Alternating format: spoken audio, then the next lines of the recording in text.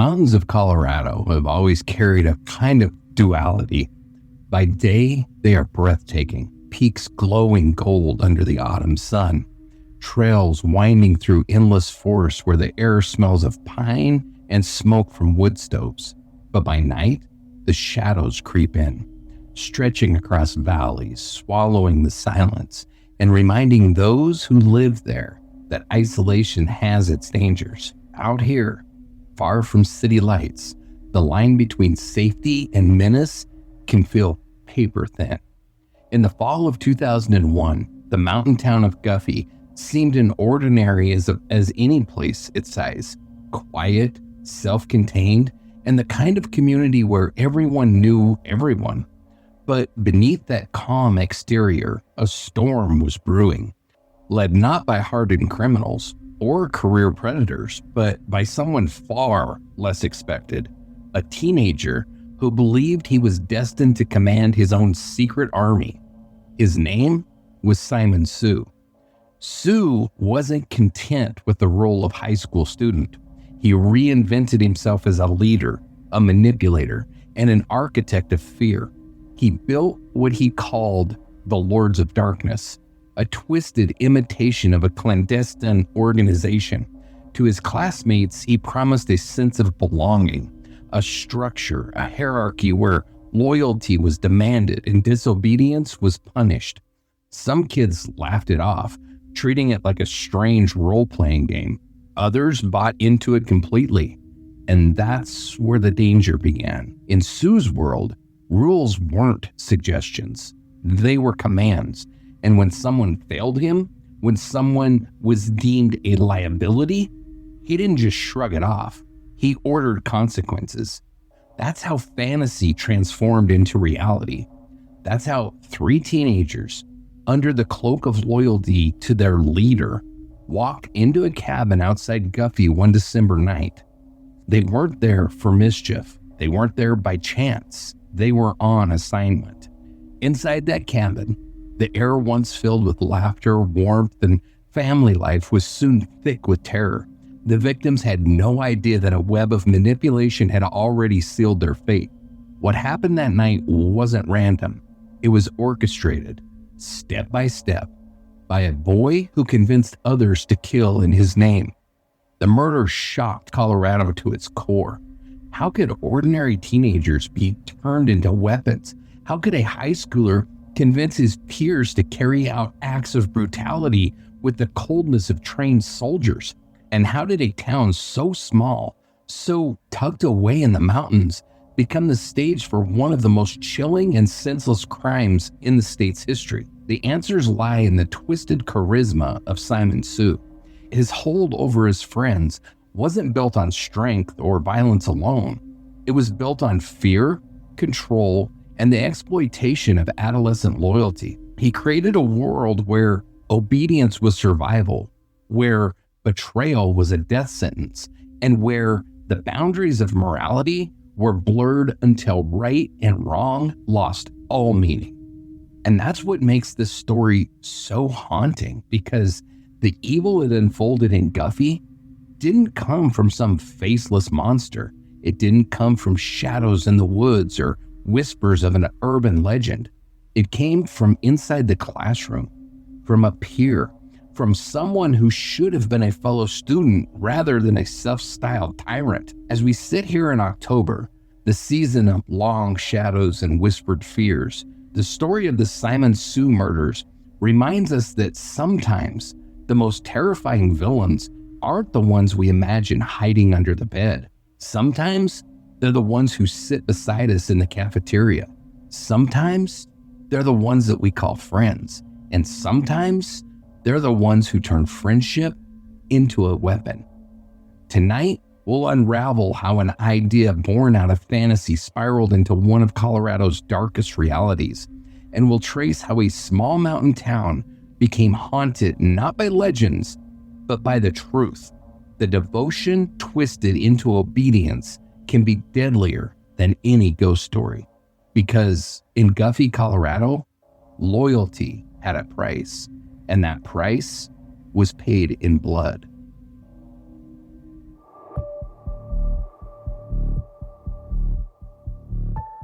Hey, Angela. How's it going tonight? I am so excited to be back here. Oh, man, me too. You have no freaking idea. And the creepiness. Yep, and we're continuing on with our October series. Even though I pretty much blew the entire month of October, I think we're just going to continue October into November. Why not? It's my birth month. Why not? It's creepy. You like creepy? I love it. So I think we'll take creepy all the way to Thanksgiving or Nice. something like that. And I'll give thanks for it. Yeah, no, I don't know, maybe I'll do a Thanksgiving episode. There's plenty of stuff that's happened on Thanksgiving. There's plenty of stuff that happens on every damn holiday. I know. So, yeah, it shouldn't be too hard. So, have you heard of this story? I have before? not. I'm This excited. is brand new for you. Yeah, well, the only thing that's not brand new is the location. Cause Of course. I did that one. But So, yeah, everything else is, you're going to get organic it responses. is a freaking crazy damn I story. don't It is anything so about this. strange. So, well, welcome back, listeners. You're listening to Dark Dialogue, where we dive into the crimes that haunt small towns and big cities alike. I'm your host, John. And I'm Angela. And as John knows, October is one of my favorite times of the year. The nights get darker, the stories get creepier, and it just feels right to lean into these haunting cases. And John is letting us do it. It does feel right. In tonight's case, it's chilling enough on its own. We're looking at the Simon Sioux murders in Guffey, Colorado. A story of manipulation, loyalty gone wrong, and a so-called organization that blurred the line between fantasy and horror. But before we dive in, we need to ask one thing of our listeners. If you're listening on YouTube, hit that thumbs up, subscribe, and tap the bell so you don't miss future episodes. And if you're with us on Apple Podcasts or on Spotify, please leave a rating and a review. It only takes a second, but it helps more than you could possibly know. And of course, share this episode with a friend who loves true crime or creepy like me. Right. Don't share it with me because I'm already subscribed to us. Better be. I am. Spread the word and keep the dialogue growing. All right, Angela. So let's get into this. I think that you have some stuff to tell us about where we're headed tonight, don't you? Not a lot. 'Cause it's Guffey. tiny. Small. So I usually try to talk a little bit before jumping right into the census reporting for a location. However, from what I found, Guffey, Colorado is now home to less residents than my neighborhood. I firmly believe that. Yeah. So while there are no official census records for Guffey, a reported 500 people were in the area during the mining boom of the late 1890s. I said it right this time. You did. 1890s and early 1900s. Censusreporter.org cites that in 2010, there were 98 people. Yeah, that sounds about right. Gets worse. It climbed to 111 people by 2020, but by 2023, a reported 29 residents, all over the age of 60, mind you. They were specific about that, called Guffey home. Yeah. 29 residents. Yeah, it's crazy. Yeah. That's a little too small for me, and I'm a small town girl. That's about right for me. Yeah, it's just about right for you. Yeah. So this area was once referred to as freshwater for the freshwater mining district that mined mainly copper, lead, and zinc. James McClurg Guffey was a prominent figure in that endeavor, and eventually the area was named in his honor. Aside from the story we will be discussing today, at least I don't think John intends to tell these interesting morsels of information. I have two unique items to touch on regarding this area. I don't think I'm going to be telling either of these because I didn't know anything about them. The first, in 1907, a 681-pound meteorite was found near Guffey, and to date is the largest recovered in Colorado. That's a freaking big one. Yeah. Most of it, what I read, is in New York, but Denver did get a slice of it for a museum. Yeah. Just a slice. Of course. It's found in Colorado, but they only get a slice of it. Of course. So the second, and perhaps most likable for the town, they have named unofficial animal mayors for years. Interesting. The current is a cat named Monster, and he is considered a, quote, good mayor, as no one has ever run against him. But they have had dogs. I believe there was a lizard and other cats. Very interesting. Yeah. I was excited to read that. It was interesting. According to a website I found, as of November 2024, so almost a year ago, quote, Monster is showing his age a bit, but doing fine. Well, that's good to know. Yes. Long live Monster. Long live Monster. Absolutely. So John will tell us this creepy story now. All right. Well, let's get into it then. Bring it.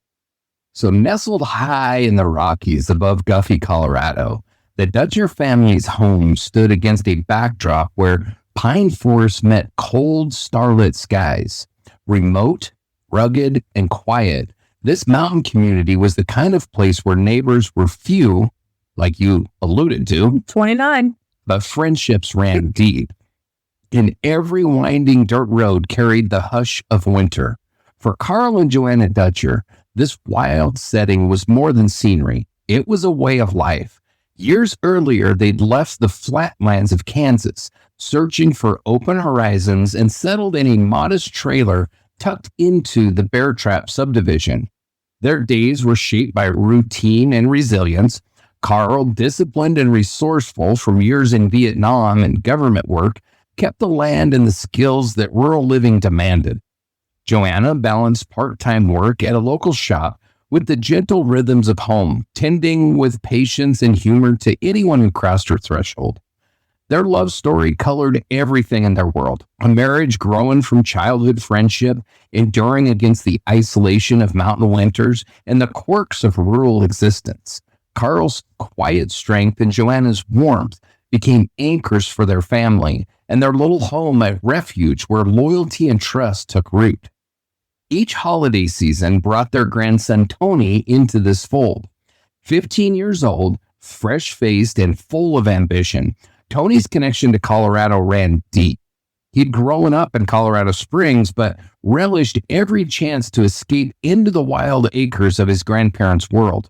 Even as a high school student, Tony blended city smarts with the thrill of mountain adventure.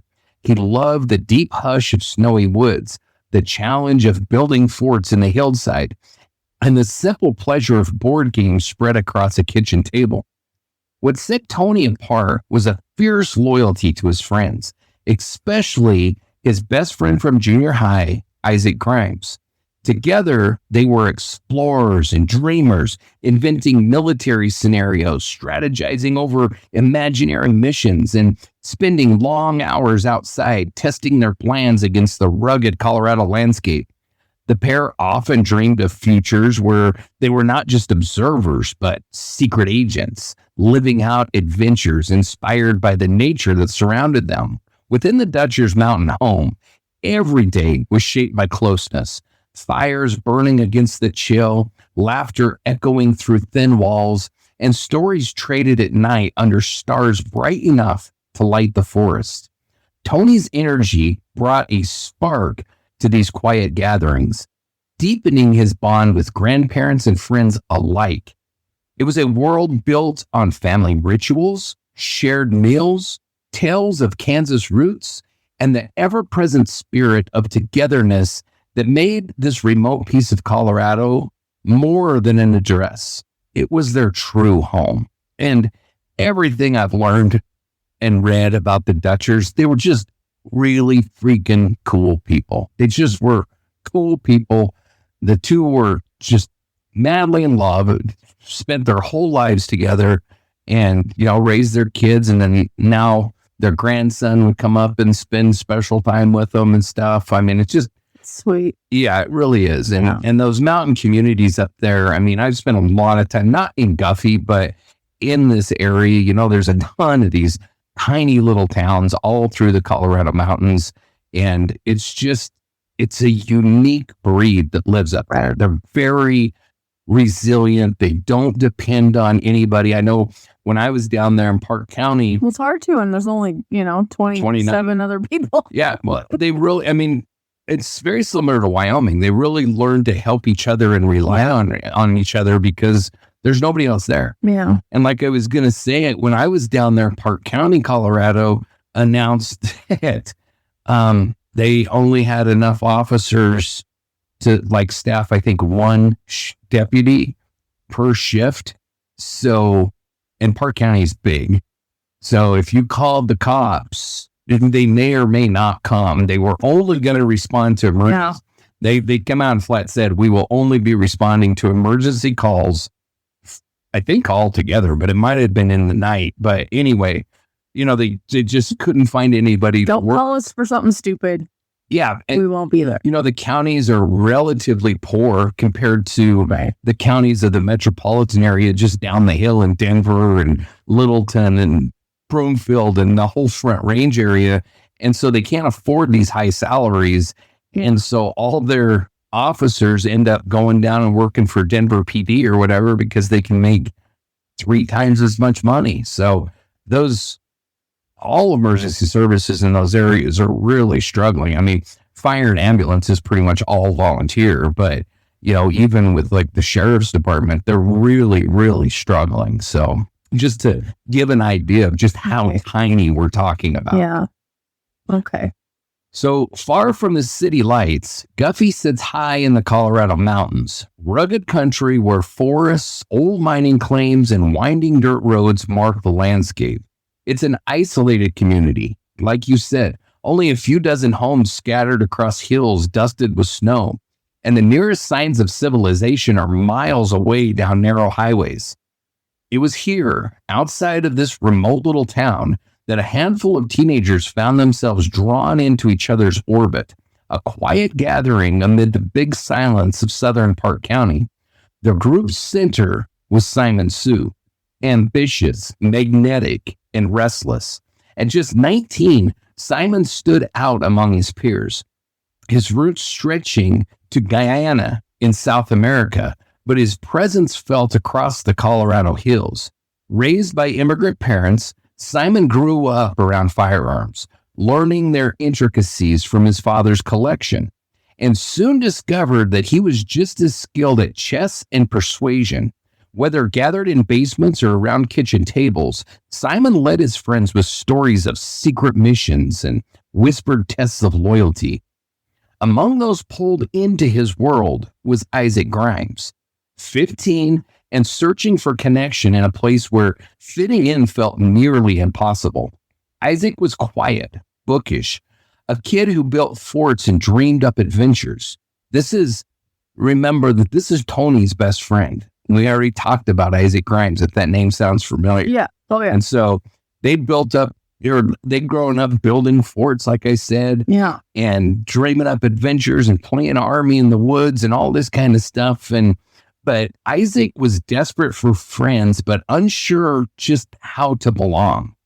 Simon's club, which he dubbed O.A.R.A., we'll get to it. Okay. Offered Isaac a kind of purpose that he hadn't found elsewhere, promising brotherhood and meaning in a mountain community where both seemed scarce. Jonathan Matheny, just 17, brought a harder edge, introverted, intense, and fiercely loyal once given the chance. With his military haircut and preference for solitude, Jonathan had drifted away from old friends, struggling at home and refusing the easy remedies of medication. He found new belonging in Simon's group, helping out with repairs and strategy, drawn to the seriousness and the secrecy of their rituals. Closest to the margins was Glenn Urban, 18, a nervous but capable mechanic who hated school but thrived in his workshop. Living simply with his mother and younger brother, Glenn was recruited by Simon with promises of new tools and camaraderie, though he was never sure whether Simon's elaborate talk meant anything real. The chance to be a part of something unusual lured him in. Together, these teenagers found themselves forging loyalty and trust in one of Colorado's most secluded corners, a group bound by secrecy, the search for purpose, and the promise of belonging deep in the shadowed mountain quiet. So before everything changed, Tony and Isaac were inseparable. The kind of best friends who moved through middle school as a single orbit. And they were in Colorado Springs, and their days at that time were marked by long walks home, neighborhood games of strategy, and twin dreams of escaping the ordinary. Tony, always thoughtful and quick to laugh, made every afternoon into an adventure. Isaac, quiet but book smart, finally found someone who understood his fascination with history and his imagined missions. And there's nothing unusual about this. Not I at did all. this when I was a kid. I think most little boys do this. It's very normal, and especially in those preteen years. Kids in general do it. Of course. Yeah. It's imagination. It's how we It's how we grow, Especially when you didn't have screen time back then. Exactly. Yep. So their bond was most visible in the forts that they built. Rambling constructions of wood, tarps, and hidden maps on Tony's grandparents' land, like we said, up near Guffey. Together, they planned operations, staked out imaginary enemy lines, and dreamed of being secret agents, clever, courageous, and united against the world. But time and high school began to change things, as it does. Tony remained friendly and academically driven, welcome into new circles at Palmer High. Isaac, however, struggled with growing isolation, a shy sophomore whose awkwardness only deepened in crowded hallways. As Tony made new friends, Isaac worried that he was being left behind. Again, such a common tale. For the most part, I really didn't remain friends with most of the kids I went to elementary school with and stuff. As we grew up, we drifted apart. You form new friendships, and your best friend in 6th grade can be your worst enemy by the time you leave high school. It's a very common tale. Yeah. But then Simon Sue appeared. Charismatic and mysterious, Simon radiated confidence. His secret group, O.A.R.A., seemed to promise belonging, adventure, and respect. And for Isaac, who felt increasingly invisible, Simon's approval felt intoxicating. Mm-hmm. Words of encouragement replaced the cold shoulder that he'd received from classmates and even sometimes from Tony. Slowly, Isaac's priorities began to shift. Where he once waited for Tony after school, he now lingered in Simon's basement, learning new tactics, absorbed by strange rules and chilling stories of loyalty. Tony, loyal and perceptive, tried to reach out, but the space between the two boys grew. Isaac began keeping secrets, hesitant to share the club's activities or the strange rituals that he'd encountered. Their friendship, once so solid, became laced with suspicion and mistrust. Isaac felt torn, waging an internal battle between the comfort of old camaraderie and the allure of Simon's dangerous new world. Tony sensed the change, saw Isaac drifting away, but couldn't quite name the shadow settling over their friendship. So by the close of the year 2000, the fort on the hillside stood as both a reminder of everything the boys once shared and a symbol of the distance between them.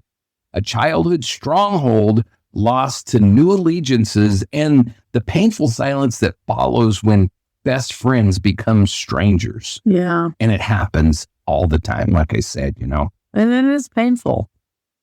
Yeah, it can be extraordinarily painful and confusing. And I don't know, it seems girls seem to go through it a lot more and more often. I know my daughters, it was, I've talked about it before. Yeah. It's like, friends one day, enemies the next day, best friends the week after that. Yeah. And it's like just all over the map. But, it's very hurtful when the any person, I don't care who it is, I don't care if it's your spouse, I don't care if it's a friend, if it's a lover, whoever it is that you have entrusted some of your most personal secrets to, as best friends do, especially as kids, and then they turn on you, and oftentimes they take those secrets and use them as ammunition against you and stuff. Yeah. I mean, it's very painful. It sucks, and it's hard to go through, especially as kids, Something that was bonding becomes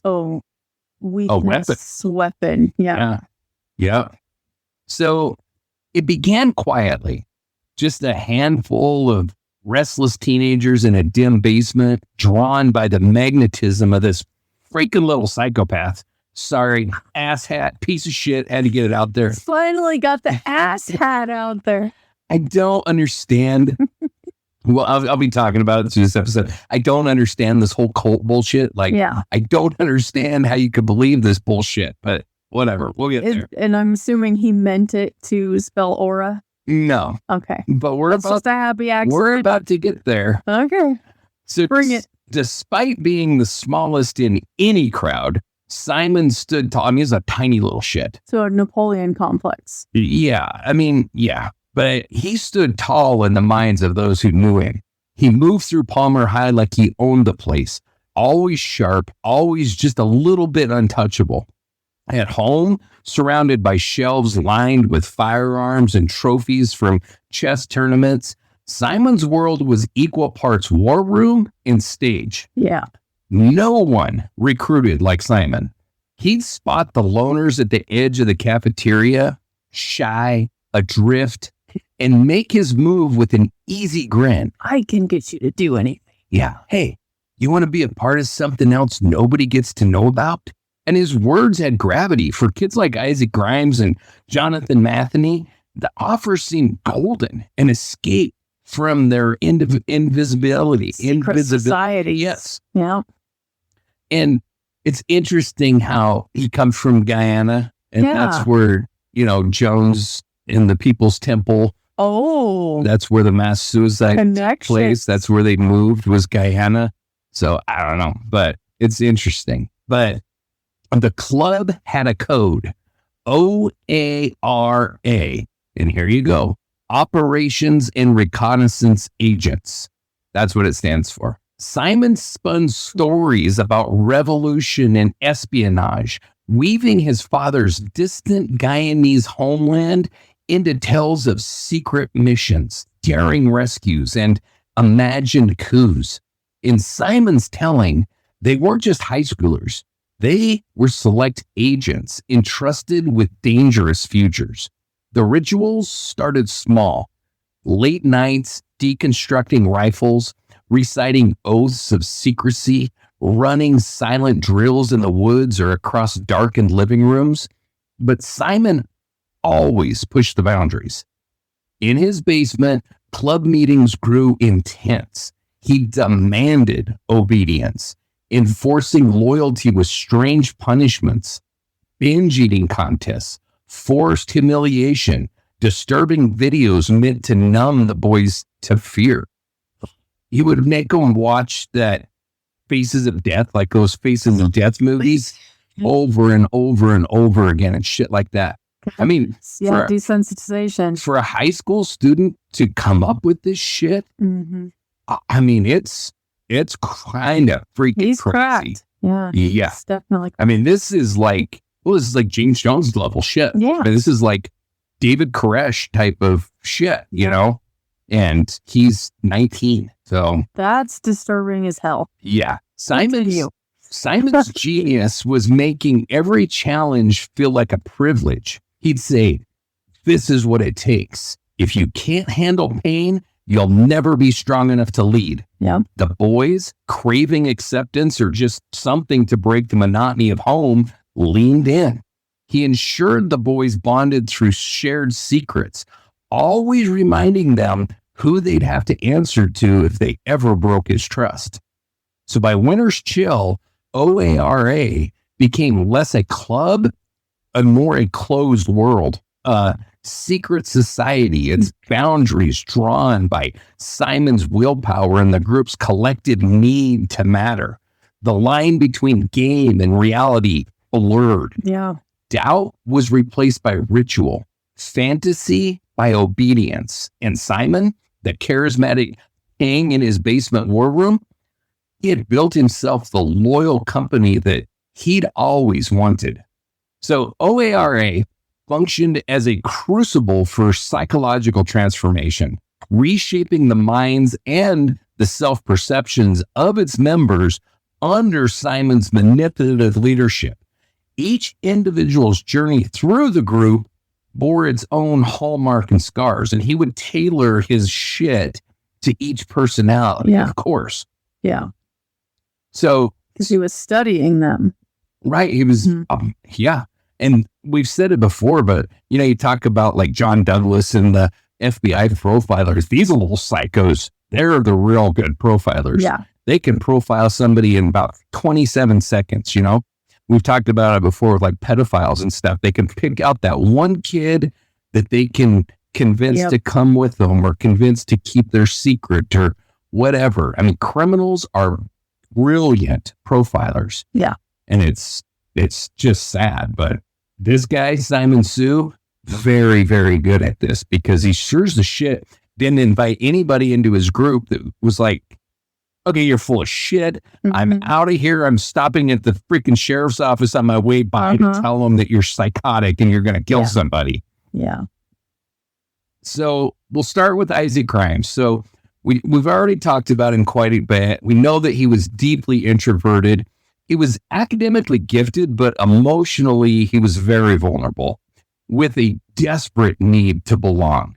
He struggled to make friends and was especially susceptible to validation from authority figures. And initially, O.A.R.A. provided Isaac with self-esteem and with brotherhood, giving him a sense of importance that he'd never felt before.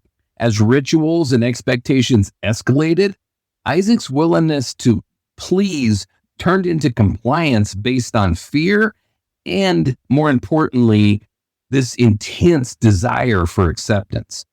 Over time, his moral boundaries eroded, replaced by anxiety, guilt, and confusion about his own actions, a classic portrait of someone coerced through psychological manipulation. Isaac Grimes entered Palmer High as a lonely, intellectually gifted freshman desperate for connection. His parents described him as, quote, set apart. He read voraciously, but struggled to relate to his peers. So when Simon Sue offered friendship, flattery, and a sense of belonging, Isaac was overwhelmed with relief and with hope. So at first, the group boosted his self-esteem. He felt like he was part of a band of brothers, valued for his intelligence and his loyalty. Simon's approval, combined with the rigorous initiation rituals and their shared secrets, deepened Isaac's commitment, even when group activities became degrading and frightening. And they always do. Compliments and affirmation were used as psychological bait, followed by intimidation and threats if Isaac considered dissent. Gradually, Isaac's internal compass, once guided by empathy and friendship, was blunted by fear, guilt, and the need for Simon's approval. He began to rationalize actions he'd never have considered before, afraid both of losing acceptance and of Simon's threatened retribution. So eventually, Isaac reported feeling trapped and dissociated from his former self, a shift that culminated in his compliance with the group's worst demands. Next, we have Jonathan Matheny. Jonathan was serious, intense, and emotionally guarded. Alienated at home, he entered O.A.R.A. hungry for structure and recognition. Within the group, he was reinforced for adopting a hardened enforcer role, finding in Simon's demanding environment the validation and discipline that he craved. Jonathan's empathy faded in favor of loyalty and a need to be irreplaceable. He'd grown comfortable with extreme behaviors and compartmentalized violence, developing a kind of emotional numbness that mirrored his internalized anger and frustration, all channeled through Simon's hierarchy. So for Jonathan, the transformation was equally profound. He took a different form. Estranged from his family, isolated and harboring anger, John found in O.A.R.A. a place where his seriousness and skill finally seemed useful. Simon's militaristic games, recruitment by special invitation, and emphasis on hardness dovetailed with John's desire to be indispensable. Jonathan's identity as the group's enforcer became a point of pride. He drew boundaries between himself and any outsiders, adopting Simon's worldview and repeating the club's anti-weakness ideology. Psychologically, O.A.R.A. replaced the structure and validation missing from John's life at home, giving him purpose and a channel for his frustrations.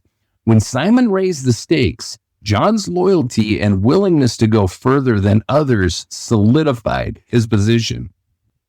And then we have Glenn Irvin. So Glenn was pragmatic. He was skilled with tools, socially anxious. His motivation often came more from wanting approval and acceptance than any true belief in Simon's ideology. Although more skeptical than the others, Glenn's compliance was shaped by fear, especially when Simon threatened harm to anyone who considered leaving. Glenn saw himself as a helper or a fixer, and his anxiety and discomfort were heightened by the group's closed pressure cooker dynamics. When tested, his need to fit in overwhelmed his doubts, and he became a compliant participant despite his reservations. Glenn Irvin's psychological journey through O.A.R.A. was marked by wariness and technical curiosity. Socially awkward but brilliant with tools, Glenn initially engaged with O.A.R.A. out of a desire for camaraderie and access to Simon's promises of workshops and resources. While he never embraced Simon's authoritarian control as fully as Isaac or John, Glenn still obeyed out of fear. Simon warned that, quote, group operatives, end quote, could harm his family if he tried to back out. Glenn's nervous compliance demonstrates how even a relatively skeptical and pragmatic teen could be manipulated in a tightly controlled, threatening environment. He remained on the periphery, but his participation in disposing of evidence showed Simon's power to extract loyalty under duress. And then we get to the king asshat himself, Simon, the piece of shit Sue. So Simon was charismatic, intelligent in social strategy, and possessed an obsessive need for control and influence. He excelled at identifying the vulnerabilities in others and exploiting them, creating an elaborate fantasy world that mixed real politics and invented danger. He was a master manipulator. His leadership was marked by cycles of flattery, intimidation, and psychological domination. Simon thrived on being seen as extraordinary and wielding power over more submissive personalities, displaying traits often found in narcissists and sociopaths. Underneath his charm and creativity was an O.A.R.A, calculating drive for admiration and obedience that overwhelmed the group. Simon's own transformation was one of escalating narcissism and control. From a charismatic, if troubled teen, he became a master manipulator, shaping reality through elaborate fantasies, threats, and rewards. In interviews and memoirs, experts and observers have compared him to infamous cult leaders, noting his mix of charm and sociopathy. He smelled blood in vulnerable peers and weaponized their insecurity for his own gain. Simon constructed O.A.R.A. to reflect his own needs for power, attention, and validation. As members internalized his rules, their identities bent toward his warped vision, demonstrating both the allure and the inherent danger of a group built entirely on manipulation and fear. So we had to talk about O.A.R.A. O.A.R.A. thus became not just a club, but... I love that I can hear the air quotes in your voice. Yeah, I have so much disdain for people like Sue. But okay. It became not just a club, but a psychological prison, reshaping members through cycles of affirmation, pressure, and intimidation, with Simon Sue orchestrating transformations for his own ends. Tony Dutcher was never a member of O.A.R.A. because his temperament, relationships, and personal interests ultimately set him apart from the boys that Simon Sue recruited. He came from a loving, caring home. He had a good relationship with his parents. He had a good relationship with his grandparents. He was a solid kid. And when you take a solid, well-balanced kid and start telling them this bullshit, they're going to be like, this doesn't make any sense. I'm going to ask my mom. I'm going to ask my dad. It's hard to oppress one of those kids. Yeah. They don't even get picked. They don't even have an opportunity because these great profilers can pick them out right away. And they're like, he's trouble. He's going to see through right yeah. me. So Tony was outgoing and academically capable with a strong sense of self and family stability. While he was close friends with Isaac Grimes in junior high and shared interests in military games and imaginative outdoor adventures, Tony did not possess the vulnerabilities or the need for belonging that made other boys susceptible to Simon's manipulation. And I think that need to belong to something is the most powerful driving force behind these kinds of groups. Yeah. So like we've said, Simon Sue specifically targeted individuals who were socially isolated, emotionally needy, and easier to control. Traits Isaac Grimes, Jonathan Matheny, and Glenn Urban all exhibited, at least to some degree. Tony, by contrast, maintained a broader social network. He was accepted by his peers, and he had support from his family and his grandparents. He was more independent and way less impressionable, making him unlikely to be drawn into Simon's elaborate and intimidating club rituals. He'd just walk out. Yeah. When Isaac became more and more involved with O.A.R.A.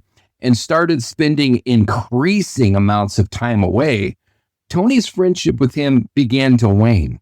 Tony was excluded from group secrets and rituals, and as Isaac grew more immersed in the club, their relationship faded even further. And in the end, Tony's stable sense of identity, lack of desperation for approval, and existing supportive relationships shielded him from Simon Sue's recruitment and the dangerous group dynamics that would follow.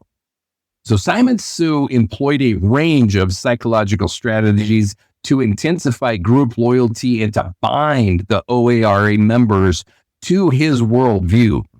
These included a steady flow of compliments, carefully orchestrated rituals, and grand promises about their shared purpose. Simon's charisma allowed him to zero in on the insecurities of his recruits, especially those who felt isolated or overlooked. He would frequently compliment members on their intelligence, on their skills, or on their resilience. He told Isaac Grimes that he was smart and assured him the group needed minds as much as muscle. Simon rewarded acts of obedience or aggression with praise, making each boy feel uniquely important to the group and its imaginary mission. Members were reminded often that by joining O.A.R.A., they became part of an elite team, quote, not like other kids at Palmer High, end quote. These compliments were more than flattery. They were strategic, turning group acceptance into a coveted reward and making the threat of exclusion a powerful motivator. Simon built O.A.R.A. around rituals designed to cement loyalty, foster secrecy, and desensitize members to violence and discomfort. So some of these little psychopath rituals were as follows. They had initiation ceremonies where new members repeated oaths of secrecy and obedience, sometimes written or recited under Simon's supervision. They promised solidarity and total commitment. And then he had endurance trials where initiates were forced to binge eat, sometimes to the point of vomiting, and then told to consume their vomit. Oh my God. Yeah. And this humiliation. Okay, story's too scary. Gotta stop. Yeah. I mean, anybody out there who knows me knows that Nope. It's hard to believe anybody would do that. But it's like the MS-13 and shit. They have like the beat-ins, like when somebody becomes a new member. Yeah. But he beats the piss out of them. And that would be enough for me to be like, no, thanks, I'm out. Yeah. I'm not that interested. So anyway, the humiliation of eating your own vomit would serve as a test. And it also created a shared trauma that they all went through together. I mean, it's brilliant. Evil as shit, but brilliant. Mm-hmm. Then he would have I don't need to bond with anybody that badly. I'm just going to go on record right now. I'm quite the contrary. Yes. I might be convinced to do some of this shit if everybody just leave me alone. Okay. Keep going. So then he would have these desensitization sessions where members would watch, like I said, they would watch like Faces of Death, depictions of war, violence, or whatever brutality they could find in the early 2000s. This was well before, we had all this shit available on the internet. So, but Simon would sit there and monitor their reactions as they were watching this. And the goal was to suppress any empathy and to reinforce the idea that fear was weakness. And then he would have weapons drills. So Simon's father's firearm collection provided ample material for tactical drills. The boys learned how to assemble and disassemble and how to handle the guns as part of their supposed military training. Jeez. And then, from what I understand, he was having them do it just like in boot camp and basic training. Like they had to be able to disassemble these firearms with blindfolds on and reassemble them and stuff. He was putting them through the drills for sure. And then he would have group strategy meetings where he'd have like chess tournaments or tactical planning sessions. And these were often staged in his basement, and they were used to reinforce his vision and his narrative of elite secret agents that were preparing for this imagined crisis that was coming. Now, did he have this manipulation over his parents too? I never could find much about his parents and their kind of relationship. So I don't think so. It's making me wonder how they're allowing all of this. He comes across as he's very, very good. If you watch interviews and shit of him, he comes across as like this meek, mild-mannered little Asian. So it had him snowed. That would never do anything wrong. Then he would take all these kids down to the basement and they'd have their little war games or whatever. The thing for me where at least with me as a parent, all kinds of red flags would come up is he's 19. Mm-hmm. If he was 14, that would be something different. But when a 14-year-old and all his little friends are in the basement playing Army, okay, that's one different. thing. Yeah. When a 19-year-old is in the basement with his friends playing Army, I'd start calling shrinks because they're up to something. Yeah, something's wrong there. Either they're very stunted in their growth or it's much darker. But that's not normal. 19-year-olds chase girls and run around drinking and get in trouble, or they're focused on their academics and their future, and they're not playing Army anymore. Yeah. So that did strike me as really strange. So, but his leadership, central to his leadership was his ability to convince all these kids that O.A.R.A. served a vital, world-changing purpose. He told stories of possible revolutions and coups in Guyana, suggesting that the group had ties to government or intelligence agencies. Simon claimed that they would someday be called upon to protect innocent lives, hinting that weapons and skills they acquired were essential for these future missions that were coming. Giving them hero complexes. Right. He painted their existence as meaningful and secret, making every act from theft to violence feel like a necessary step in their training. This sense of higher purpose transformed ordinary teens into committed followers, eager to sacrifice for their imagined greater good, and they were fearful of letting down the group or its leader. And, I mean, Manson did this shit. Mm-hmm. His followers, he would send them out. I can't remember what he would call it. Damn it. Any other time I could tell you, but they had some dumb names for what they would do.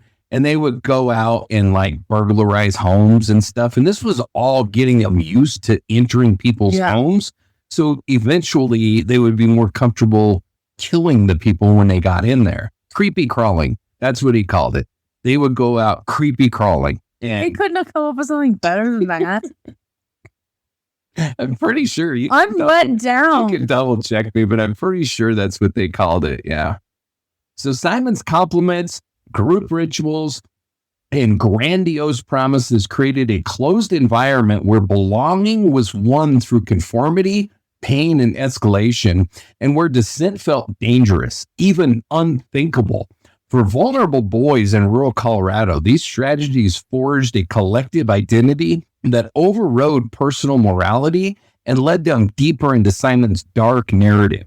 The transition of O.A.R.A. from a secretive club to a criminal enterprise. What? You're right. I thought I was right. Yeah. I am very let down Creepy crawling. that it was not better than that.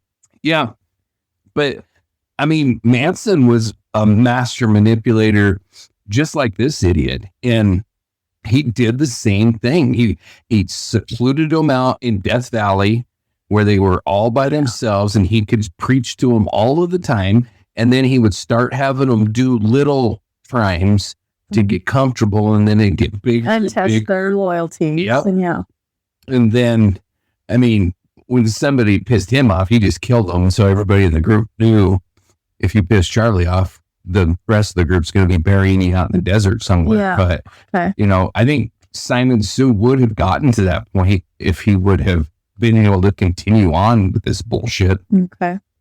So that transition from this secret club to a criminal enterprise, it followed a gradual, chilling escalation, just like I've been talking about, all of which was engineered by Simon Sue. Initially, the group's activities revolved around games, strategy sessions, weapon handling, and paramilitary-style role play, playing soldier. Members practiced chess and tactical drills, bonding over Simon's invention, a narrative that they were preparing for a real mission to defend Guyana or fight evil forces. Because, you know, small town Colorado defends Guyana all the time. Right. Yes. Simon's manipulation involved not just fantasy, but a calculated process where he tested the members' loyalty and boundaries.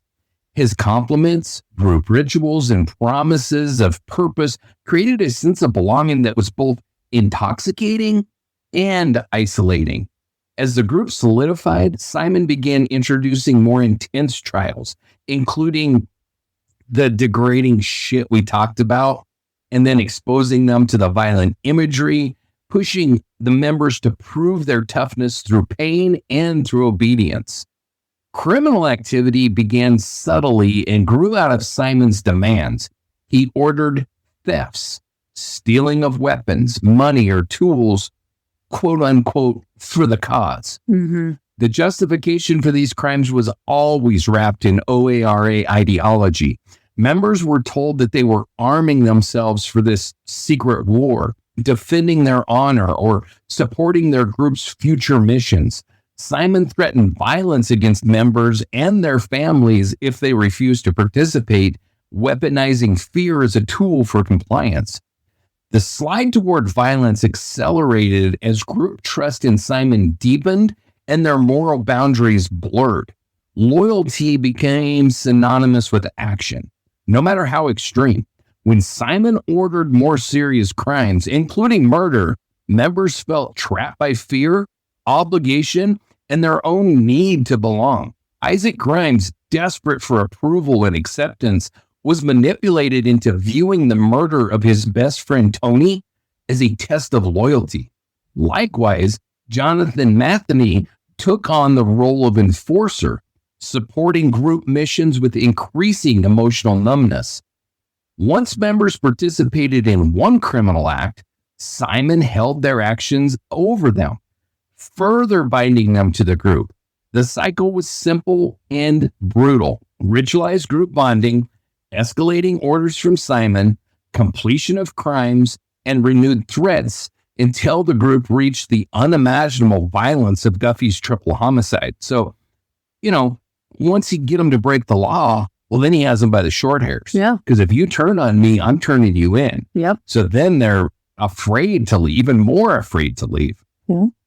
So in summary, O.A.R.A's path to crime was a calculated evolution, engineered through psychological manipulation, ritual, and coercion, where fantasy became reality and loyalty was weaponized, ultimately ending in tragedy. Simon Sue's introduction of murder into the group's narrative unfolded gradually, utilizing his established pattern of manipulation, escalating group loyalty, and control through fear and fantasy. The shift from imaginative missions to discussions of real violence was orchestrated through psychological conditioning and targeted exploitation of each member's vulnerabilities. In O.A.R.A meetings, Simon began weaving violent themes into their imagined mission. The group's early role play centered on espionage and defense operations, framed as potential actions to, quote unquote, save Guyana or protect their loved ones. Over time, these scenarios grew darker. Simon introduced discussions about enemies, about traitors, and the need to eliminate threats. Watching graphic, violent videos together became normalized, and Simon emphasized that true loyalty meant being willing to do, quote, whatever it took. Simon positioned acts of violence, even murder, not as evil, but as necessary sacrifices for a just cause. He told the boys that they were operatives, special agents entrusted with difficult decisions that ordinary people would never understand. He repeatedly said that racism and evil needed to be rooted out, suggesting that some people were dangerous to their group and their greater mission. So this reframing was reinforced with dramatic pronouncements that O.A.R.A was under threat and only extreme measures would secure safety and honor, and testing the boys by demanding ever more transgressive behavior, starting with theft, humiliation, destruction of property. Each successfully completed order numbered resistance to escalation. Simon leveraged the same psychological tactics that he used for lower level rituals. When members expressed hesitation, he resorted to intimidation. He claimed that he had contacts who could hurt their families if they refused, increasing fear for themselves and their loved ones. Simon painted murder as a test of loyalty and manhood, suggesting failure would result in group expulsion, loss of status, and personal danger for them and their families. With each targeted discussion, Simon gave specific justifications for violence. For Carl Dutcher, he fabricated or exaggerated stories about racism, saying that Carl Dutcher was an extreme racist, and that made him a legitimate enemy in the eyes of his lunatic followers. When it came to Tony Dutcher, Simon built the idea of betrayal and positioned Tony's murder as both a necessary sacrifice and a personal challenge to Isaac Grimes, insisting it was critical if he wanted to prove his true allegiance. Isaac, desperate to regain favor after falling out of Simon's good graces, was convinced that failing to carry out such orders would endanger himself and those he cared about. Jonathan, already conditioned to compartmentalize violence and craving belonging, saw participating as just further proof of his strength. Simon conducted these conversations in private, away from outsiders who could challenge or disrupt the narrative. The group's secrecy and isolation deepened their echo chamber. Dissent became nearly impossible. Simon had constructed a reality in which violence was justified, heroic, and demanded by loyalty. Over weeks and months, the boys' resistance to murder was broken down step by step until it became not just conceivable, but within the confines of the group's worldview, a good idea, a mark of devotion, courage, and loyalty. Simon's methods worked because he blended fantasy and fear, validation and intimidation, bringing each member to a place where murder became the ultimate test of loyalty, executed in the name of a purpose that only he defined.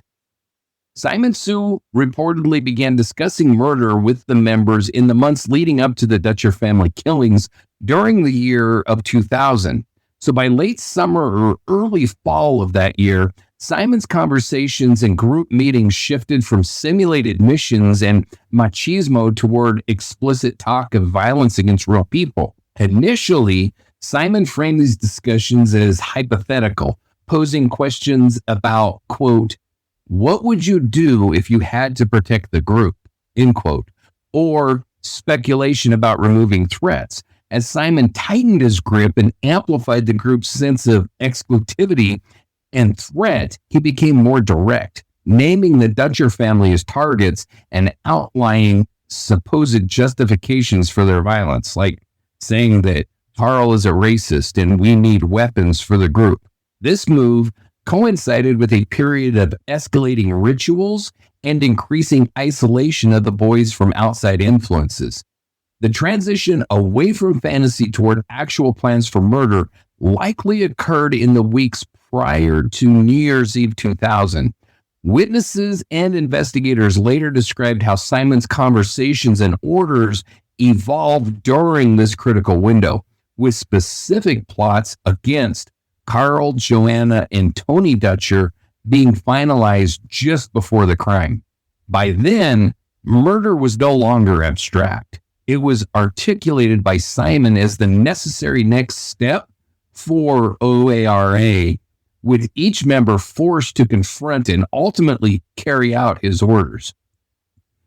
Before anything as unthinkable as murder entered the picture, the group, under Simon's direction, was already spiraling into criminality. At first, like I said, it was low level.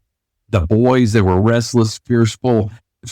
They found themselves coerced into burglaries. They stole from homes in the community. They never questioning very deeply, just justifying it as part of their training or because Simon promised the money and the goods were for the greater good. Each successful theft drew them deeper.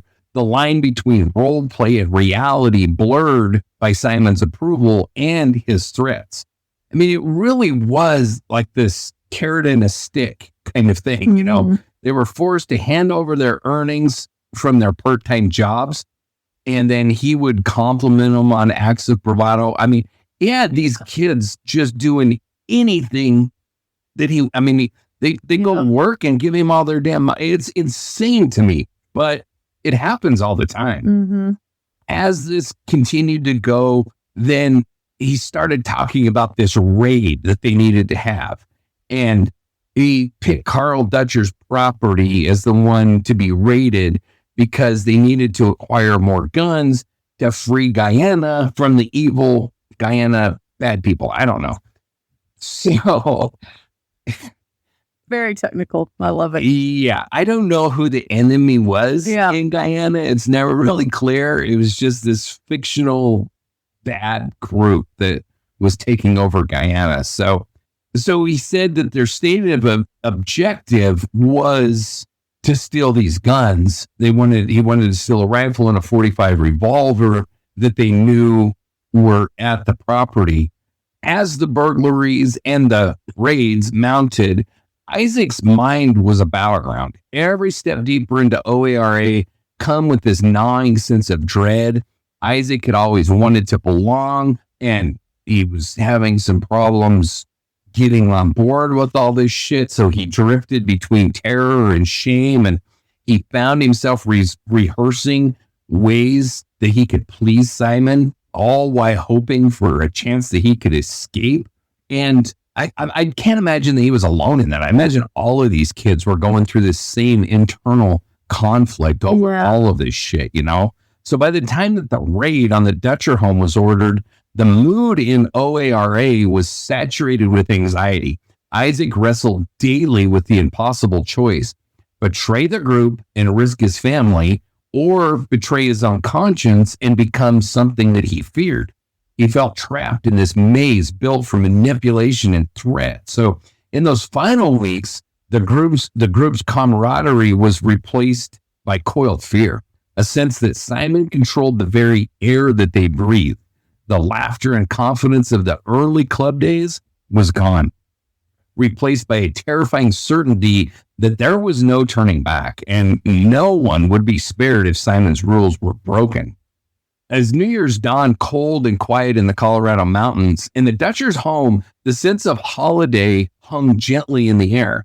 Tony was excited. This was the night that he was going to camp out in the fort that he built up on the mountain, just up the slope from his grandparents' house. It was wrapped in anticipation of friendship because Isaac was going to come up and they were going to camp out there together. Reconnect. Right. And so, this wild kid had plans for a Scrabble game with his friend Isaac. They were going to camp out in this fort and play Scrabble. Inside, Carl and Joanna went about their day as usual.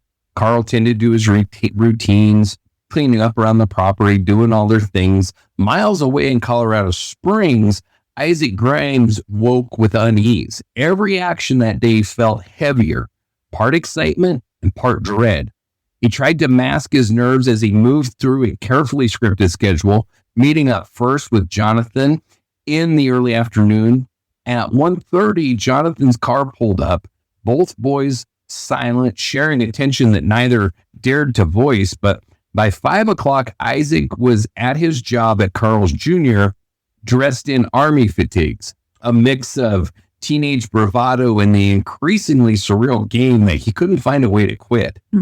Jonathan hovered nearby, making phone calls and keeping the plan alive. He lied to his mother about his location and checked in with Simon, who was hundreds of miles away in Canada, but still controlling every detail. Well, of course, every good psychopath has to have an alibi.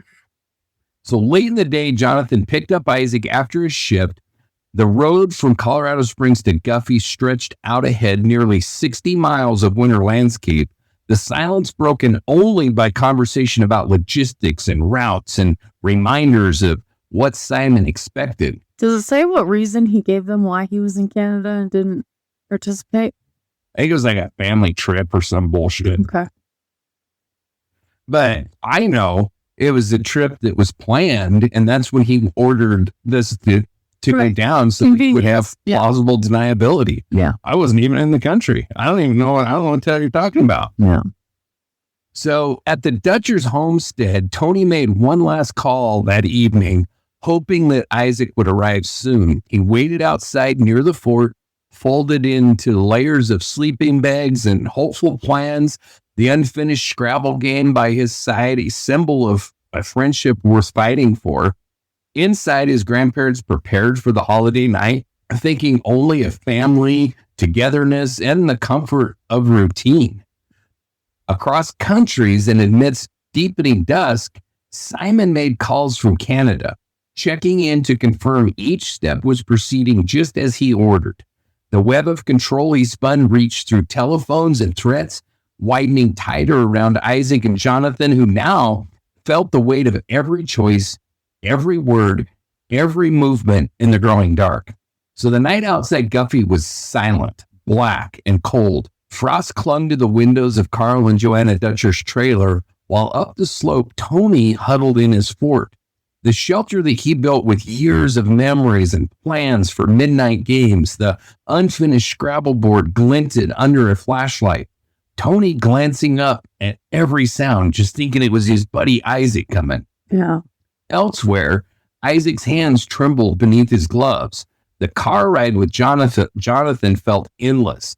The mountain roads winding, dread thick between them. Isaac tried to steady his breathing, remembering Simon's instructions, the threats, the years of pressure that had brought him to this very second. As the car slipped into the darkness near the Dutchers' home, Jonathan parked and waited, scanning the woods for movement. Isaac stepped out and made his way, knees weak, toward the fort. Tony spotted him first, pure relief washing over nervous excitement. They shared a greeting, a last flicker of their old friendship, before Isaac, standing behind his best friend, unsheathed the knife and slashed Tony's throat. Tony fell face down into his sleeping bag, the night swallowing any cry. The air was still. The chill was now thick with the silence of blood. Isaac staggered back down towards the trailer, head spinning, pulse thundering. Carl and Joanna were finishing their day, quiet, warm, tired from the holidays. The door creaked as Isaac entered. Barely met with concern, the boys always came and went, especially when the camp got too cold. Isaac returned to acting normal, covering the storm outside. Hours passed. Around 4 a.m., Jonathan slipped into the trailer with Isaac's help. The night was deep, the world shrouded in frost. Carl, ever vigilant, woke up to the sounds, his footsteps familiar on the trailer's creaking floor. He reached the narrow hallway, flashlight in hand, just as Jonathan raised the rifle.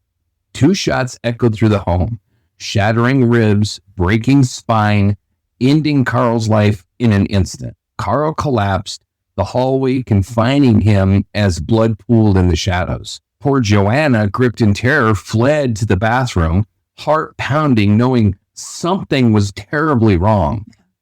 Jonathan followed, slow, methodical, rifle in hand.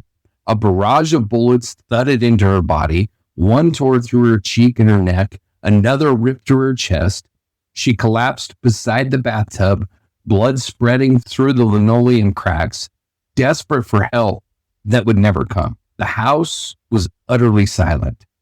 Isaac and Jonathan, shell-shocked and operating on autopilot, wiped down surfaces with trembling hands, gathered the weapons that Simon demanded, and bundled up incriminating evidence for disposal. Their own clothes and Isaac's backpack were bagged up to be burned, the unspeakable acts erased with every nervous movement.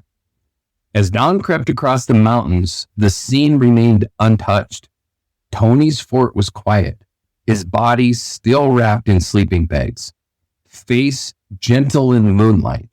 Inside, Carl and Joanna lay where they fell, their home transformed into a scene of unbearable loss. So early the next morning, early on the morning of January the 3rd, actually, there had been, Tony's parents had tried to call. Nobody was returning their calls. Nobody was answering anything. So his dad, Charles, grew obviously anxious, and he contacted the Park County Sheriff's Office to request that they do a welfare check. And deputies, including Detective Sergeant Bob Horn, drove up to the place. And upon arrival, they knocked and they listened for any sounds of life. They received no answer, so they entered the trailer and they find the body of Carl Dutcher sprawled in the hallway. And then they find Joanna slumped in the bathroom. And Carl's son, Charles, overcome with shock, anxiously is asking where his son is at. And investigators reassure him that they're going to search the property. So around midday, detectives and deputies spread out across the Dutcher's land, searching for footprints, alternate hiding places, clues, whatever. Tony's mother, Jennifer Van Dresser, frantic with worry, calls the police and urges them to check the fort, the shelter that Tony had built for camping out. A search team hikes up to the frosted hillside and discovers Tony's body in his sleeping bag, his throat deeply slashed, the unfinished Scrabble game still spread out beside him. Mm-hmm. The grim realization that their loved ones are dead absolutely shatters Charles and Jennifer, who collapse in tears and disbelief. There for a while, they thought that Tony had killed his grandparents. That's what it looked like when they first found him, and he was gone. And then they find his body up in the fort. So the investigators, obviously they start questioning any potential witnesses, and they want to understand who would target such a family like this. They were well-liked people. Right. And the neighbors described Tony's friendship with Isaac Grimes and Jonathan Mathany's frequent presence at the trailer, at the Dutcher property. And investigators then visit Palmer High School and interviewed staff and students about Tony, Isaac, and Jonathan's relationships. And Sergeant Horn notices a subtle inconsistencies in Isaac's statements, a small detail that nags at him. And that is, he said that he had seen Tony's new watch, but Tony had gotten that watch for Christmas just a few days before, and Sergeant Horn knew that Tony and Isaac hadn't seen each other between Christmas and New Year's. And so when he said he had seen his watch, this sharp freaking sergeant was like, oh, really? So how exactly did you see that? Yeah. So detectives ask Isaac and his parents to come to the Colorado Springs Police Department for another interview. And under pressure and his mother's insistence to tell the truth, Isaac's composure cracks and he breaks down and confesses. He recounts the coercion, Simon Sue's plans, the cult-like freaking O.A.R.A, all the bullshit, and explains in detail how he killed his once best friend in the fort. And then how then Jonathan came in and killed Carl and Joanna. This happens late afternoon. So by evening, police are executing search warrants at the homes of Isaac, Jonathan, and Simon Sue, as well as other O.A.R.A affiliates, and they recover guns, ammunition, a written plan for the murders. Was Simon back in the country yet? No, not at this time. Law enforcement, they gathered the forensic evidence, the DNA, the fingerprints, all that kind of stuff. The next day, Park County Sheriff Fred Wegener publicly announces the shocking turn. The boys are charged as adults, Isaac for Tony's murder, Jonathan for Carl and Joanna's murder. Simon Sue is charged as the mastermind. The local community obviously is freaking blown away. No doubt. And the neighbors only have good things to say about the Dutchers. Nobody was like, yeah, these people were terrible people. Everybody's like, they're awesome freaking people. Yeah. So since Isaac confessed, he implicated Jonathan in the whole, Isaac just broke down, laid everything out. Jonathan then is arrested and booked into the Spring Creek Juvenile Detention Facility. And then Simon Sue's involvement became clear as detectives untangled this freaking weird ass cryptic web that has been woven. And so he was then confronted at his home, where detectives seized evidence, the club charters, the phone records, and the weapons. And then upon his arrest, Sue maintained an aloof composure, refusing to acknowledge any full responsibility. His parents watched in disbelief as the youngest leader was transferred through holding cells to adult facilities, and Simon was formally charged with multiple counts of conspiracy and violation of organized crime statutes. Basically, he's like a freaking mob boss. That's how he was charged. Yeah. Oh. And then Glenn Urban's role came into focus when the investigation revealed that he destroyed the weapons that were used in the murders, acting as an accessory after the fact. After further interviews and corroborated testimony from other members, detectives secured a search warrant. Glenn was arrested, charged with accessory to murder, and briefly held in county jail. And then he's going to enter a plea bargain, which is going to give him a shorter sentence. So all the suspects were brought before Park County Judge Stanley Mayhew, and the teens were advised that they would be charged as adults, moved to county jail, and held without bond prior to district court appearances. Public defenders were assigned to them, and family members.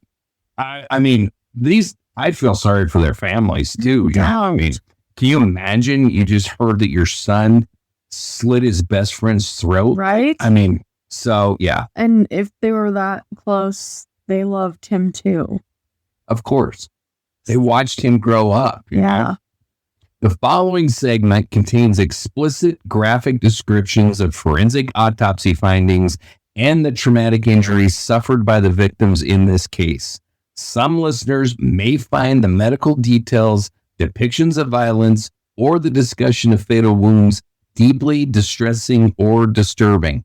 This content is intended for mature audiences and aims to provide a factual, unflinching account within the context of a true crime investigation. Listener discretion is strongly advised. If you are sensitive to accounts of violence, death, or graphic medical examination, you may wish to skip ahead to the next section. In the Park County Coroner's fluorescent lit examination room, the bodies of Tony, Carl, and Joanna Dutcher arrived cold beneath blue sheets. Tables glinted with surgical implements, scalpels, clamps, all the shit. And then they dive in. So Tony Dutcher, this poor kid, he received a deep slashing incised wound across the neck, nearly to the spine.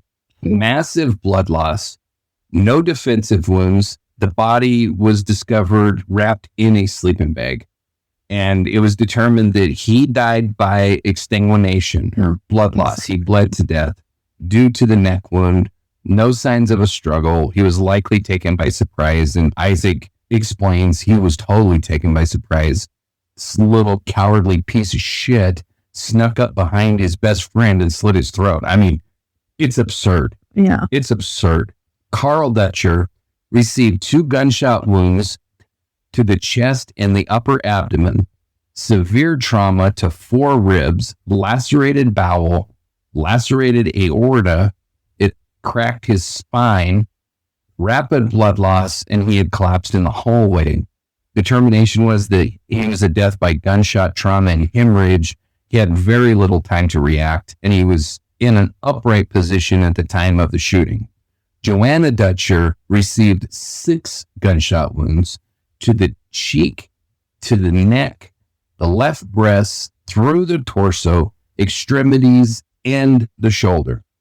The fatal round traversed vital organs, and she was found in the bathroom, like we said, beside the bathtub. So I was determined again, her death was due to multiple gunshot wounds, and she was crouched in a crouched position, hiding. Yeah. Yeah. And this was days, like a couple days afterwards, so they weren't found? Okay. So the murders occurred on New Year's Eve, and they were found on January 3rd. Cool. So the wound to Tony's neck destroyed major vessels. It severed his jugular and his carotid, causing near instantaneous loss of consciousness, and the spinal tissue was partially exposed. So, I mean, he literally almost decapitated this kid. Tony was dressed warmly, no scrapes or bruises on his hands, indicating surprise, and no foreign chemicals at all were detected in toxicology reports. Carl Dutcher, both bullets used were from a high-powered rifle. So I don't think I could find the caliber, but it doesn't really matter. Entry wounds showed clean edges, were fired from medium range. They shattered 4 ribs, and the bullet tracks destroyed vital organs. He had abrasions on his forearms, suggesting maybe a minor defensive posture. He likely raised his hands rapidly as the attack, come upon him. Yeah. But he had minimal bruising or any other wounds anywhere else.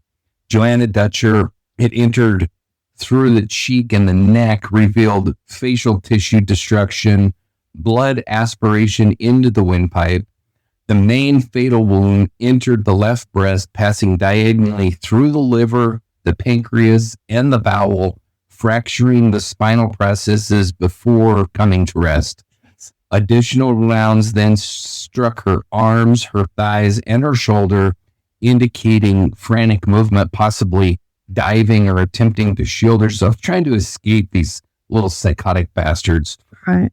There was a defensive brush abrasion that was found on her knuckles as she tried to crawl or to brace herself on the bathroom tile. So, I mean, obviously, it's just absolutely horrible to even consider. So piece of shit number one, Isaac Grimes. And I just want to be clear. I described the psychological game that piece of shit Simon Sue was playing it on. That in no way alleviates responsibilities from these little assholes. They're all pieces of shit. And just because they're weak-minded does not give them an excuse to murder people. So I just want to be very clear about that. Just because they're weak and were manipulated does not make it okay. Exactly. After Isaac's confession and following a wave of media and public attention, Isaac, who was then 15, was charged as an adult with the first-degree murder of Tony Dutcher and conspiracy relating to the killings of Carl and Joanna. Yeah. And, his case was heard in the Park County District Court before Judge Stanley Mayhew. Grimes initially faced charges that could have resulted in life imprisonment or the death penalty.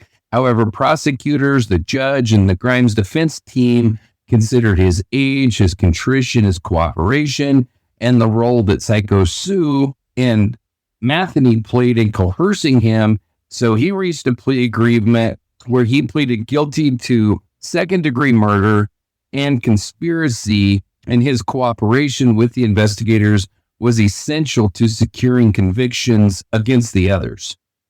And then Grimes's courtroom appearance was subdued and remorseful. He provided detailed statements about how he was recruited and all the stuff that we've been talking about.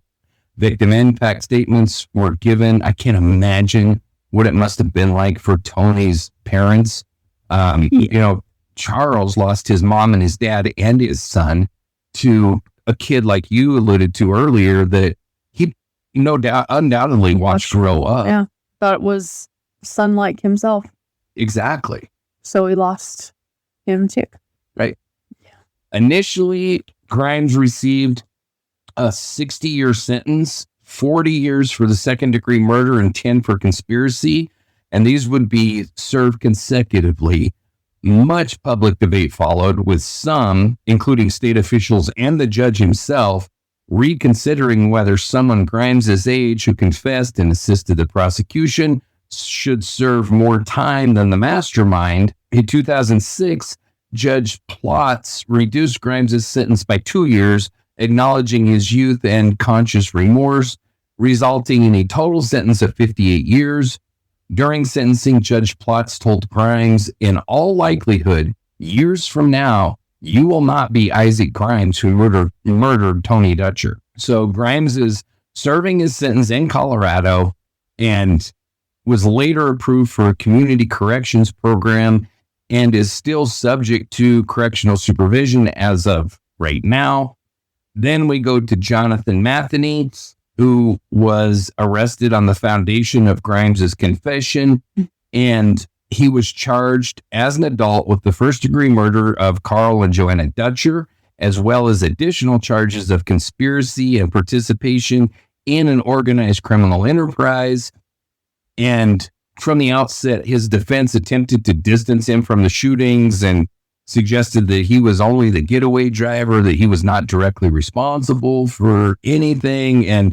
But he eventually pleaded guilty as part of another plea deal, admitting to conspiring to commit first-degree murder and violating the Colorado Organized Crime Control Act. Unlike Grimes, he never provided significant assistance or showed any remorse, which definitely colored subsequent sentencing. So during the proceedings, he was generally stoic and he spoke very little. The prosecution was determined to establish his role as both a willing participant and the trigger man. His history, he had a troubled home life. He refused to take prescribed medication for depression. Growing isolation was discussed, but it offered little mitigation for the severity of the crimes. Again, victim impact statements were given. Ultimately, this piece of shit was sentenced to 66 to 68 years in prison. The sources differ. I saw it reported as both 66 and 68. I'm not entirely sure, but one of the longest sentences among all the participants. The judge cited his lack of remorse and active role in carrying out the murders as aggravating factors. The court denied eligibility for community corrections or early release, citing both the brutality of the offense and the continuing risk that he represented if he was to be released. And, the Dutcher family obviously and understandably said, quote, no sentence will ever be enough. And I agree. And then to Captain Shithead, Simon Sue, he was arrested, like we said. It took quite a while to build up to his arrest. They had to build a case against him. Yeah. But he was eventually arrested. And then the prosecution painted him as the manipulative, cold, calculating leader of this whole freaking group. They talked about the missions and all the bullshit that he did. And they highlighted his sense of detachment and his escalating aggression. He constructed this to play out this way. His defense team attempted to downplay his influence, suggesting that he was no more culpable than any other participants, and painted the actual killers as acting of their own accord. He claimed that he was no genius. He attempted to distance himself. Again, the witness or the victim impact statements were given again in his case. And then after significant deliberation, this piece of shit finally pleaded guilty to 3 counts of conspiracy to commit first-degree murder and violating the Colorado Organized Crime Control Act. The judge sentenced this piece of shit to 53 years in prison. The court cited Sue's controlling, cold, calculated demeanor as aggravating factors and noted the enduring impact of his manipulations had on the families, the victims, and the community. So in the years that followed, this piece of shit was transferred to a supervised residential facility, prompting protests from the Dutcher family and the area residents who felt that his punishment did not match the scope of the harm that he had done. Glenn Urban was arrested after investigators established his role and, recognizing that he had kind of a peripheral involvement in the whole thing. And he also testified for the prosecution. So they offered him a plea deal in exchange for his cooperation. And in court, he accepted a deal to plead guilty as an accessory to murder. He provided crucial testimony that explained how the group destroyed the murder weapons. Urban had disassembled the rifle, cut up the knife, and then hid and disposed of the pieces in paint cans and dumpsters to impede the investigation. And so he received the most lenient sentence among the defendants, which I believe he should have. He didn't actually participate in the murders, but he received a 2-year sentence and 6 years of probation. The decision was based on his cooperation, his remorse, and the lack of direct involvement in the crimes. The judge acknowledged that Urban had been manipulated by Sue and operated out of fear for his and his family's safety. However, the court stressed the seriousness of impending justice in a case of such magnitude. Then Isaac Grimes, after his conviction, he appealed, and we talked about that appeal where the judge knocked a couple years off his sentence. As of 2025, he's still incarcerated in Colorado. He was recently in Arrowhead Correctional Center, but has been approved for placement in a Denver Community Corrections program. And community corrections is a highly supervised residential step before parole. I think it's bullshit. Yeah. I think he owes a lot more time, but that's just me. What he's done 24 years or something like that, but not nearly enough for this little piece of shit. And you're going to see why I just despise him almost as much as Simon Sue. I mean, he slit his best friend's throat, so that's a big part of the freaking reason, but still. Matheny's case saw a series of hearings and appeals and bullshit, and the Colorado Supreme Court affirmed all the key elements of his sentence and upheld his conviction while allowing minor resentencing adjustments. And so, but he's still currently serving a lengthy sentence, and he remains incarcerated in the Colorado State Prison with a mandatory release scheduled for 2036 and parole eligibility after that. So He's not been approved for any kind of community corrections or transition or none of that kind of stuff. The captain piece of shit, Sue, mounted several appeals, including a federal habeas petition and convicts' rights actions. They've uniformly been denied, with courts upholding both the validity of his confession and the overwhelming evidence of his conspiracy role. In 2016, his petition for a certificate of appealability was rejected at the 10th Circuit, and Sue has not disputed most facts, instead arguing over technical sentencing and conditions of incarceration. Earlier in 2025, Sue was released from traditional prison and transferred to a supervised residential facility, the Community Corrections Program, as part of his sentence. So this step absolutely outraged the victims' families, who see this move as inadequate given his central role. He's the piece of shit that did this. None of this would have happened without him. Mm-hmm. And so Urban, having cooperated with prosecutors for a much lighter sentence, he was released after serving his brief jail term. He completed probation, and he's not subject to any further incarceration. He's done with all of this. There's nothing hanging over his head.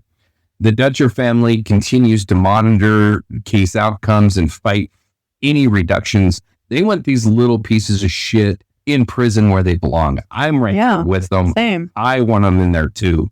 So Isaac Grimes, and this is why I say he's a worthless piece of shit. So he wrote a highly controversial and offensive letter to the Dutcher family during his incarceration. In a letter postmarked March 22nd, when he was 19 years old and already serving his sentence, he contacted Charles Dutcher and his family in relation to their wrongful death lawsuit against him and the other convicted teens. So the family sued these little pieces of shit for wrongful, and so he writes, "Dear Dutcher family, you're in a perilous position spiritually. I just don't want you to continue hurting yourself or shutting yourself out of the kingdom of heaven. I urge you to consider forgiveness. Please read your Bible. See what it says about holding on to anger, about mercy and grace. You keep talking the talk, but you don't walk the walk. You need to forgive in order to truly follow Christ.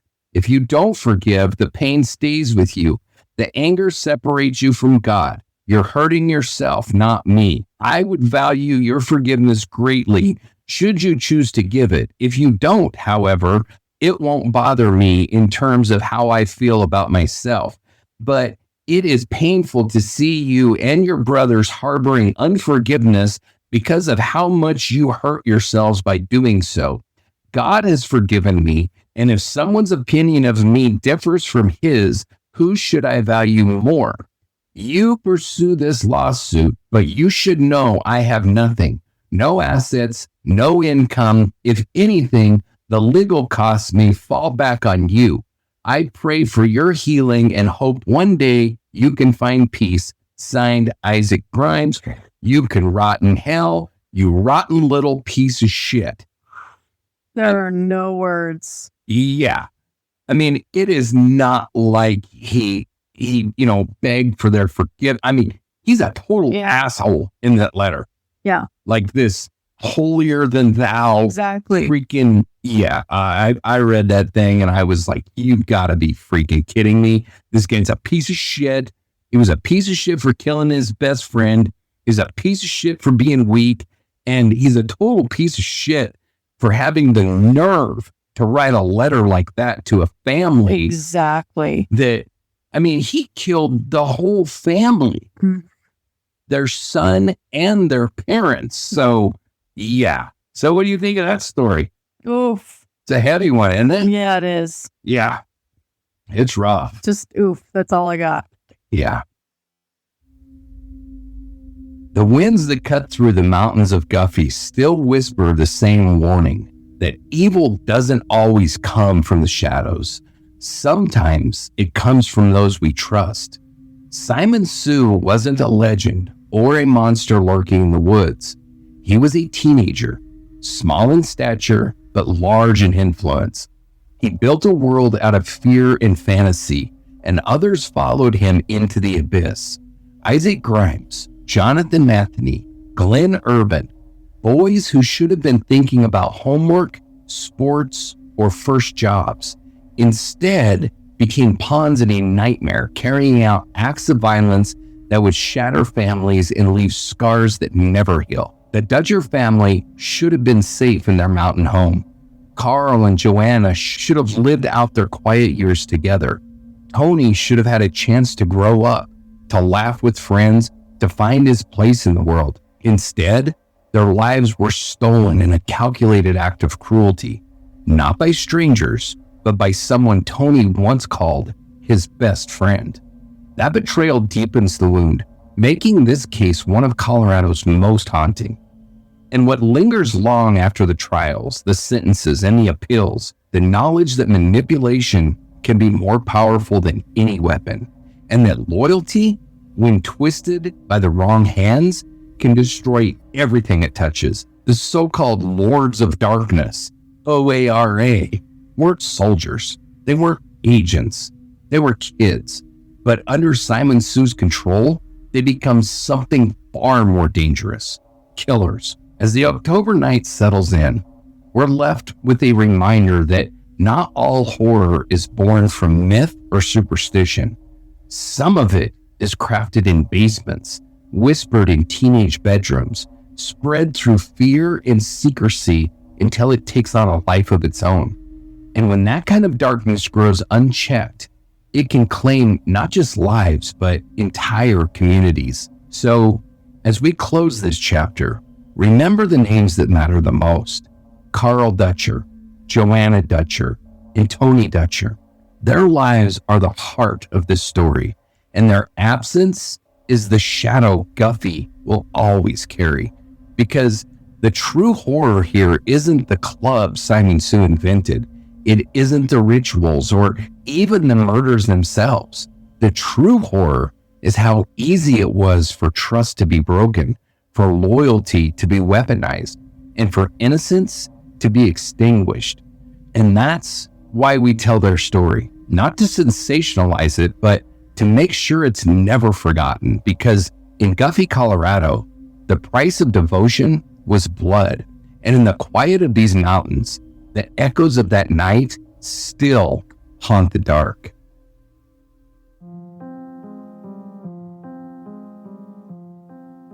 Carl Dutcher was a man whose life reflected resilience, discipline, and devotion to family.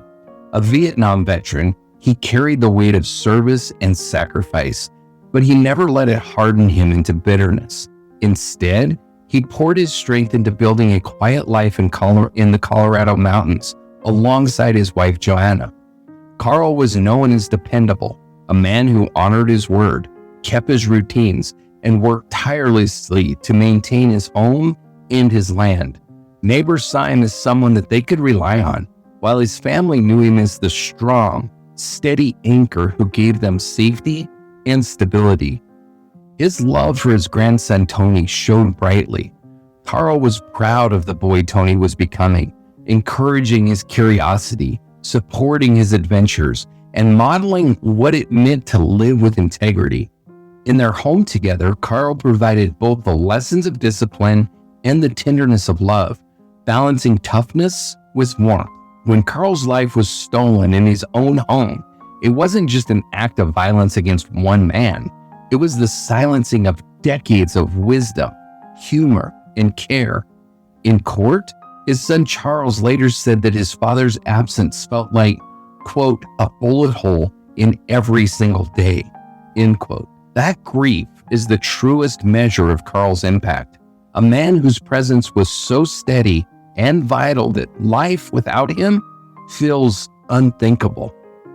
Carl Dutcher should be remembered not as a victim of cruelty, but as a husband, father, and grandfather whose strength lives on in the family that loved him. His legacy is not defined by how he died, but by how he lived, with courage, devotion, and unwavering love. If Carl was the fortress of the Dutcher family, Joanna was its warmth. She carried within her a gentleness that softened every corner of their mountain home. transforming it into a place where family and friends could feel safe, loved, and welcomed. Life in rural Colorado was not easy. Winters were long, neighbors few, and daily living required grit. But Joanna met those challenges with patience and humor. She supported Carl in every endeavor and built a rhythm of life that balanced hard work with comfort. She filled holidays with laughter, meals with warmth, and quiet evenings with stories and companionship. Those who knew Joanna remember her smile, her kindness, and her instinct to nurture. To Tony, she was the safe harbor, the grandmother who offered unconditional love, who listened without judgment, and who made every moment with her feel special. Her presence made the Dutcher home a sanctuary. When Joanna's life was cut short, her family and community lost not just a wife and a grandmother, but the heart of the household. Her absence left a silence that could never be replaced. Loved ones spoke of how she wove connection into everything she did, reminding us that sometimes the most powerful legacies are created not through grand gestures, but through everyday acts of love and care. Joanna Dutcher's memory endures in the lives that she touched, in the warmth she gave, and in the traditions she built. She will always be remembered as the heartbeat of her family and a woman whose quiet grace left a permanent mark.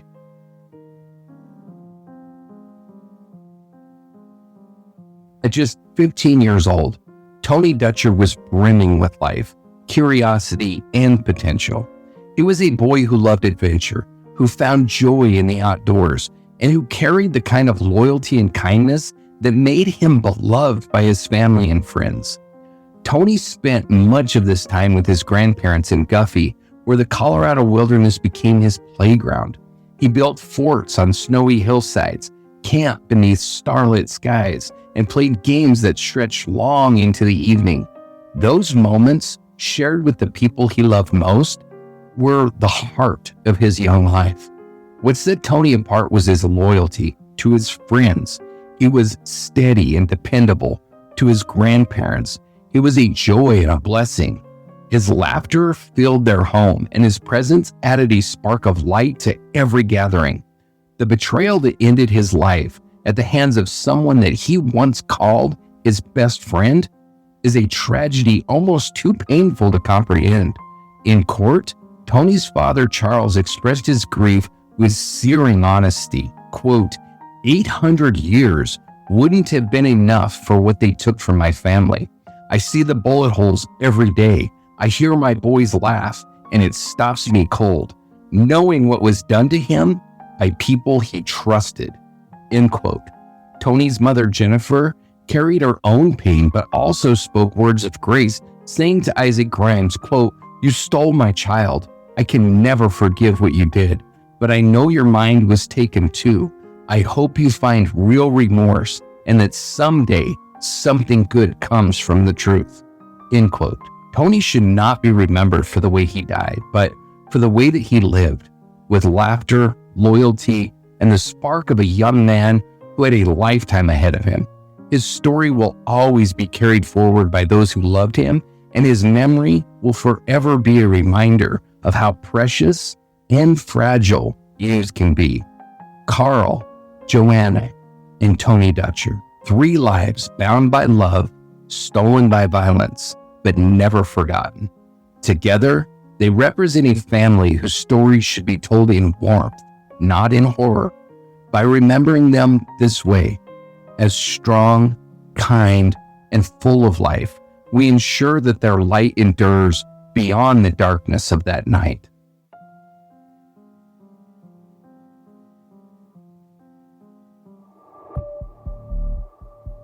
As we bring tonight's episode to a close, we don't want the final word to belong to the darkness. It belongs to the victims, Carl, Joanna, and Tony Dutcher. Their lives were filled with love, strength, and light, and that's how they should be remembered.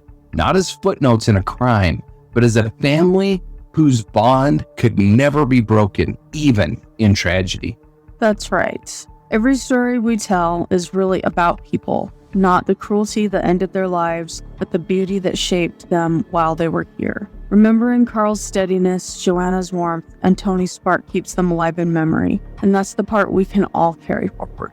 And if you believe, like we do, that these stories matter, then help us make sure they're not lost in the noise. If you're listening on YouTube, hit that thumbs up, subscribe, and ring the bell so you never miss an episode. If you're with us on Spotify or Apple Podcasts, leave a review and a rating. It only takes a moment, but it helps push these stories into more ears and hearts than you can imagine. And don't forget to share this episode.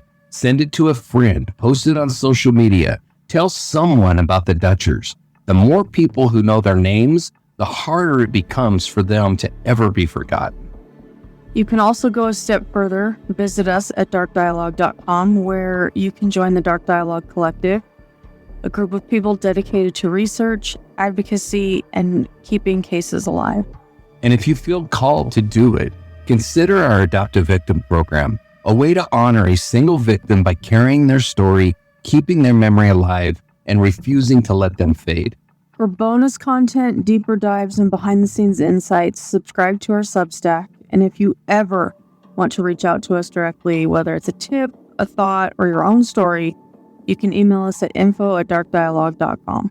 We can't thank you enough for listening, sharing, and keeping these stories alive. Because in the end, that's what this is about, shining light where others tried to bring only darkness. So until next time, keep searching, keep questioning, keep remembering, and above all, keep the dialogue alive.